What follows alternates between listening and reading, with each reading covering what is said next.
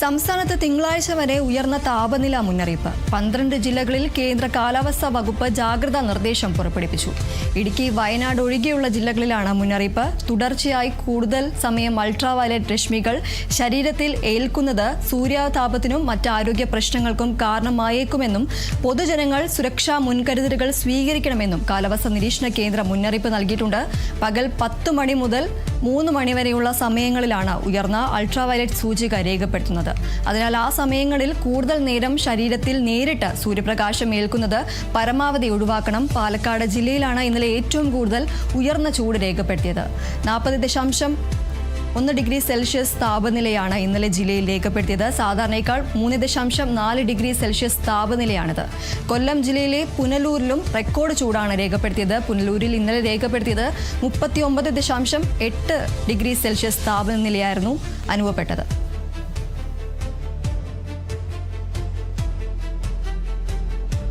സംസ്ഥാനത്ത് തിങ്കളാഴ്ച വരെ ഉയർന്ന താപനില മുന്നറിയിപ്പാണ് പുറപ്പെടുവിച്ചിരിക്കുന്നത്. 12 ജില്ലകളിൽ കേന്ദ്ര കാലാവസ്ഥാ വകുപ്പ് ജാഗ്രതാ നിർദ്ദേശവും നൽകിയിട്ടുണ്ട്. ഇടുക്കി, വയനാട് ഒഴികെയുള്ള ജില്ലകളിലാണ് മുന്നറിയിപ്പ് നൽകിയിട്ടുള്ളത്.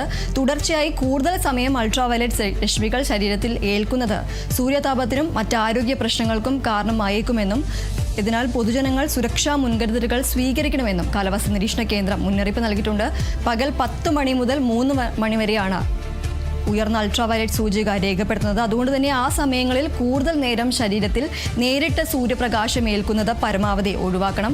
ഇന്നലെ പാലക്കാട് ജില്ലയിലാണ് ഏറ്റവും കൂടുതൽ ഉയർന്ന ചൂട് രേഖപ്പെടുത്തിയത്. 40.1 ഡിഗ്രി സെൽഷ്യസ് താപനിലയാണ് ഇന്നലെ മാത്രം ജില്ലയിൽ രേഖപ്പെടുത്തിയത്. സാധാരണയേക്കാൾ 3.4 ഡിഗ്രി സെൽഷ്യസ് താപനിലയാണിത്.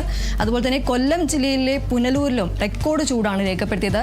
പുനലൂരിൽ ഇന്നലെ രേഖപ്പെടുത്തിയത് 39.8 ഡിഗ്രി താപനിലയാണ്.